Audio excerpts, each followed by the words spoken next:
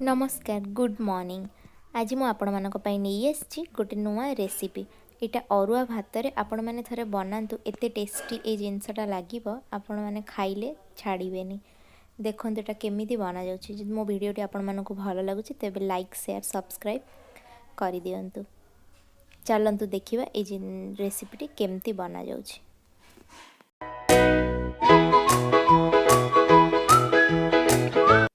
किछि वेजिटेबल्स को आपण मैंने एमती फ्राए कर दियंतु। आपण को मन पसंद जहाँ भी वेजिटेबल्स आपण नहीं पारिबे।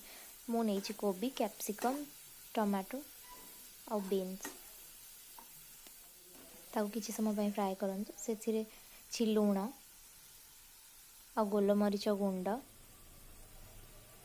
आउ सेथिरे लंका गुंड देकी ताको टिके फ्राए करंतु।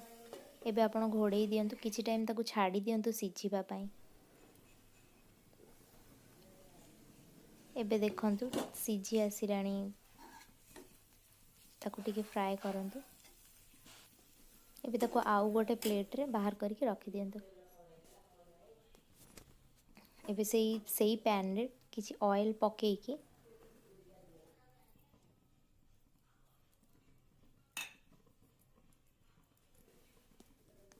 सेतिर किछि कट्टा पियाज पकेई की ताको फ्राए करिवे। किछि टाइम जे टिके ब्राउन हेबा जाय ताको फ्राए करिवे।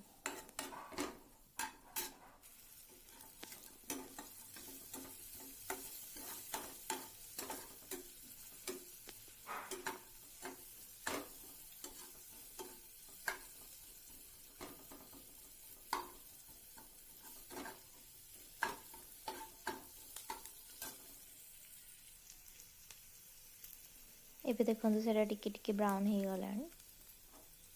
एबे सेइथिरे आमे जो भाजी के रखिथिबा परिबा ताको आनि के पकेइ दबा। ताको भी किछि समय जाय फ्राए करिके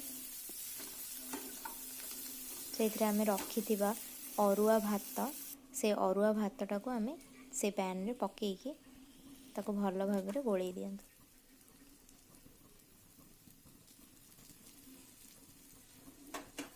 गोटा रही अरुआ भात को पकेबेनी ताको टिके हाथ रे भांगी के ताको पकेबे। ताको गोळेइ दियंतु। सेथिरे टिके गोलमरच गुंड पकेइ दियंतु। आउ टिके गोटा मसला गुंड आपण घरे करिके रखिथिबे ताको पकेइ दियंतु।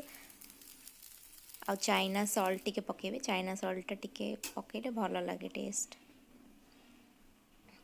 ताको भलो रे गोळेइ के एबे रेडी हे जाइछे। आपण मान थरे घरे याकू बनै की टेस्ट करके कमेंट्स रे मते कहंतु केमती लागिला। जदि मो चैनल टी भल लागिछि टिके लाइक शेयर सब्सक्राइब कर दियंतु। Thank you.